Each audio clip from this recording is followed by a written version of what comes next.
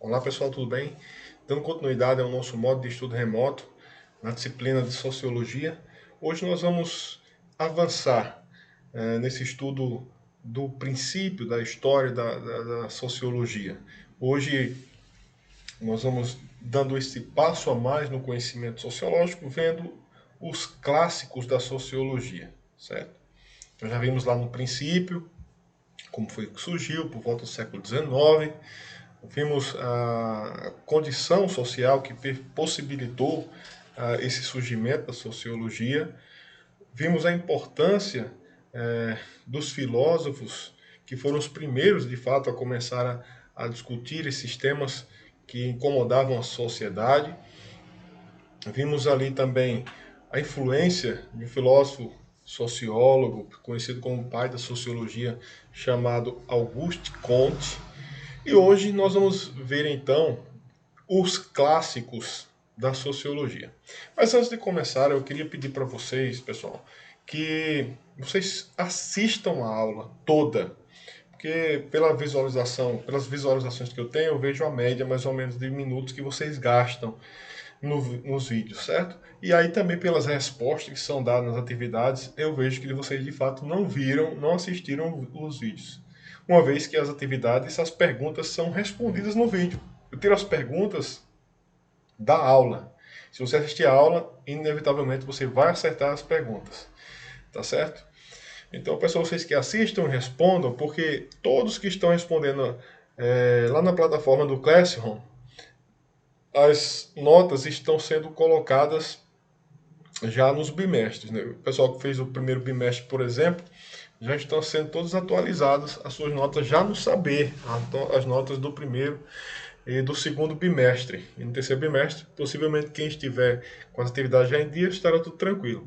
Aqueles que não estão tendo acesso, aqueles que tiveram dificuldade, que farão ou fizeram no caderno, ou fizeram no e-mail da escola, ou fizeram de outra maneira, enfim, terão também as suas notas. Quem não fez, nós vamos, no retorno às aulas presenciais, ter um projeto pedagógico com esse pessoal todo. Ninguém vai ficar para trás, gente. Ninguém vai ficar para trás, certo? Só que quem já está fazendo, quando do retorno, vai estar livre das atividades. Então se esforcem por fazer as atividades aqui, para quando for lá no final do ano, ou assim, enfim, quando nós voltarmos, né?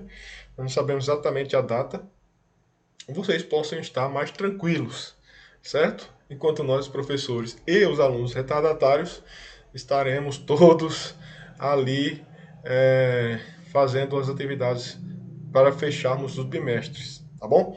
Então, dito essas palavras, vamos lá. Os clássicos em sociologia, quais são?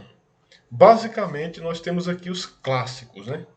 O Max Weber, Karl Marx e Emile Durkheim. Estes são os mais conhecidos, vamos dizer assim, da sociologia, da discussão sociológica que é abordada. Para não demorar muito essa aula, não ficar muito cansativo para vocês, deixa eu ir logo aqui a leitura dos slides. Eu vou passar aqui mais um slide para você, para nós fazermos essa leitura e irmos explicando à medida possível. Vamos começar logo então pelo clássico, Karl Marx. Eu falei para vocês que vocês iriam encontrar sociólogos que também eram filósofos. É o caso de Marx.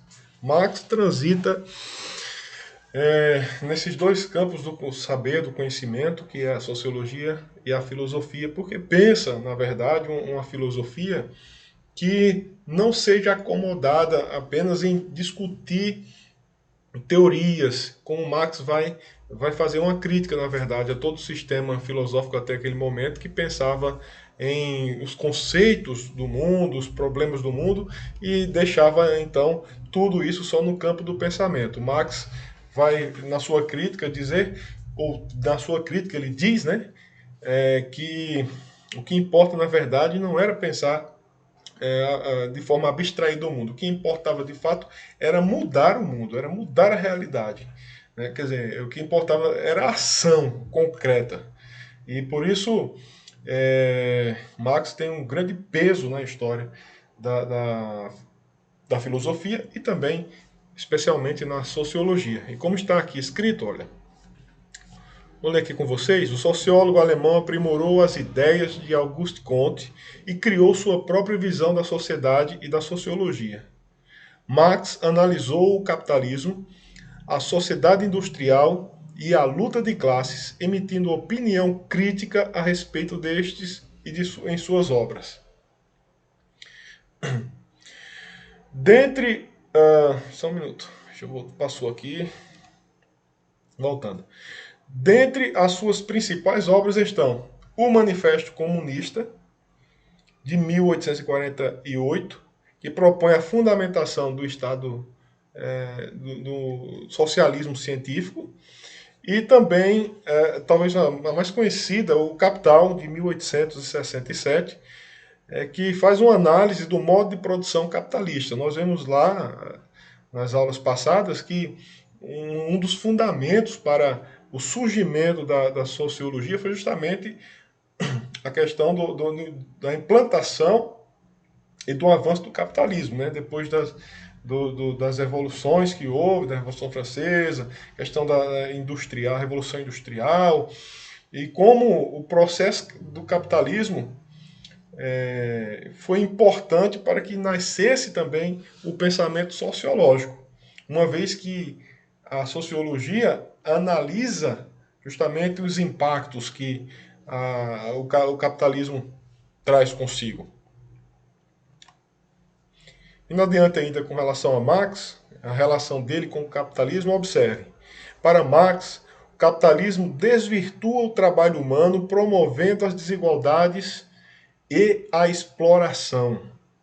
Os donos dos meios de produção, que é o capital, né, o dinheiro, o instrumento de produção, a matéria-prima, exploram aqueles que vendem sua mão de obra ou a sua força de trabalho. Assim, as relações de produção são desiguais e as diferenças agravam a condição de pobreza do proletariado. Marx observou a realidade de sua época voltando-se para a Revolução Industrial. No entanto, sua análise pode ter uma relação com o mundo contemporâneo. Obviamente que essa análise de Marx pode ter uma relação com o mundo contemporâneo. Aqui nós temos até uma imagem aqui, né, que vai mostrar como se fundamentava ou como se fundamenta a sociedade. Quer dizer, uns poucos na base da pirâmide social, sustentando uma cadeia de estados, de pessoas, né, que são privilegiados até chegar ao topo aqui. Então, a gente pode fazer uma análise da contemporaneidade através da obra de Marx? É evidente que sim. Essa semana mesmo eu assisti com a minha esposa num jornalismo da Record, e até compartilhei uma parte da reportagem no meu Facebook, com indignação, obviamente, das condições de trabalho daquelas pessoas que trabalham no sisal, ou como o sisal. A reportagem foi lá no interior da Bahia. O Brasil fornece 1/3 do sisal, da produção do sisal mundial para as indústrias, no Brasil. Mas você vai ver as condições de trabalho das pessoas. Quantos estavam ali mutilados, né, trabalhando com aquela máquina. Trabalhos exaustivos, né, mais de 12 horas por dia. Trabalhando alguns dias, como um dos trabalhadores fala, de 11 da noite a 11 da manhã, com uma pequena pausa de descanso. Outros durante o dia, na hora do almoço, comendo uma comida feita lá de qualquer forma que se você for olhar, os cachorros que muita gente tem aí não come. Né? Os cachorros que muita gente tem aí não come. Tá lá para o ser humano comer, ganhando uma miséria que não chega nem a um salário mínimo por mês, sem direito a férias, nunca tem férias, trabalhando de domingo a domingo, né, para ganhar uma miséria. E aquele produto que sai dali, aquela matéria-prima que sai, que é exportada para outros países, né, para a produção de tapetes, para a produção de bolsas. E aí na reportagem mesmo mostrava ali tapetes que chegavam a 15 mil, 16 mil reais, enquanto que o trabalhador que produziu aquele material, que seria a obra-prima para fazer aquele tapete, não chega a ganhar um salário mínimo por mês, com sua família na miséria, sua família passando fome, crianças que estavam ali trabalhando no Sisal. Até lembrei, né, de muitos de nossos alunos mesmo que passam por esse processo, crianças que estavam ali dizendo que durante esses 3 meses de pandemia, que estão fora da escola, estavam lá os 3 meses. Ou seja, essas crianças certamente não têm possibilidade de estar assistindo uma aula à distância como nós estamos aqui fazendo esse trabalho, né? Para eles, na verdade, esse distanciamento de estar fora da escola está sendo terrível duplamente. Primeiro, por conta da pandemia em si. E segundo, porque estar fora da escola significa estar dentro dos campos de sisal, desde a madrugada. Trabalhos terríveis. Então, veja bem, a realidade criticada por Marx, claro que em questão de fábricas houve um certo avanço, né? Através de muitas lutas, mas, por outro lado, a gente tem muita identidade ainda com o pensamento de Marx. Quer dizer, o capitalismo, na verdade, tem desvirtuado o trabalho do ser humano, em muitos casos, como esses, né? Quer dizer, enquanto eles metem a mão na massa mesmo e trabalham de forma exaustiva, outros estão enriquecendo com o produto do seu trabalho, aqueles que têm ali todo o material, o capital, os instrumentos de produção, né, para fazer então esse material e ganhar muito dinheiro com o trabalho dos outros, né, de forma absurda. Então vamos um pouco mais adiante aqui, nos permitir, esse completo no máximo 15 minutos aqui. Então, só para finalizar essa parte aqui, pensando assim, Karl Marx vai desenvolver alguns conceitos que são fundamentais, que nós vamos ver a partir da próxima aula, né? Karl Marx vai desenvolver alguns conceitos fundamentais para pensar toda essa dinâmica, pensar tudo isso que está acontecendo nesta relação do trabalhador com com o mundo capitalista, né? E aí nós temos aqui, ó, Marx propôs, né, conceitos para análise da sociedade capitalista, como a superestrutura, a infraestrutura, a mais-valia e a alienação. Aqui você já está vendo dois, mas eu vou deixar só aqui de aperitivo, né? Você só vai ver esses dois mesmo hoje, que é a superestrutura, que corresponde ao poder do Estado, e a infraestrutura, né, a organização da sociedade, burgueses, donos de meio de produção e proletários, donos da força de trabalho. Inclusive, se nós quisermos, depois podemos até analisar este vídeo mesmo, essa reportagem que eu citei aqui para vocês, que vocês vão ver isso aqui. Vocês vão ver exatamente isso aqui. Na reportagem mostra lá justamente um senhor que também trabalhou durante 40 anos para poder comprar 2 motores que faz o processo do sisal, né, que é também conhecido como agave, né? E a gente pensa que que ele tem muito dinheiro, né? Ele é chamado como patrão. Mas na verdade, coitado, é outro explorado. É outro explorado. É donos da força de trabalho. Ou seja, ele conseguiu comprar aqueles motores também, já ao dono, né, de um espaço que faz outro processo antes de ir para a indústria mesmo. E já está devendo também, à medida que ele vai levando o material, vai descontando uma fortuna. E também, no final das contas, quando mostra lá a reportagem ele fazendo pagamento da mixaria que recebem, sobra quase nada para ele também, vive também de forma explorada. Essa imagem aqui representa muito bem aquilo que nós vimos lá na reportagem, né? Poderia até trazer, vou ver se eu consigo colocar aqui no computador para a gente ver na próxima aula uma partezinha da reportagem, certo?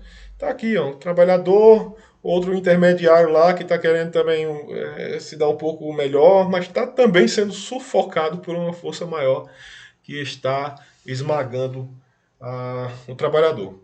Então, pessoal, vou deixar essa atividade, vou deixar uma atividade para vocês a partir dessa pequena apresentação que eu fiz para vocês de Marx, né, do pensamento de Marx, uma pequena atividade só para a gente ir mantendo o ritmo. Eu sei que Muita gente já está ficando cansado desse processo, a gente não estava preparado para essa realidade, isso é que é a verdade, certo? Mas eu quero aqui reconhecer também aqueles que estão desde o começo fazendo as suas atividades. Tem pessoas aqui que estão assistindo esta aula que fizeram todas as atividades desde o do princípio, né? Inclusive eu já coloquei as notas de algumas pessoas lá no Saber e estão lá em dia com todas as atividades. Então eu quero dar os parabéns para você que tem sido persistente desde o começo. Para aqueles que estão se desanimando, eu peço a vocês que renovem as suas forças, tenham um pouco mais de esperança. Nós estamos já é, partindo para o fim dessa situação emergencial que nós estamos nos adequando a essa realidade, estamos com a esperança muito grande de termos a vacina já nos próximos meses. E se Deus quiser, vai dar tudo certo, tá bom? Um abraço para vocês. Assistam o vídeo, respondam a atividade. Qualquer dúvida, pode deixar a pergunta lá no Classroom, que a gente vai estar respondendo ou entrando em contato de outra maneira, através do e-mail, enfim. Estamos aqui para aprendermos juntos, tá bom? Um abraço a todos.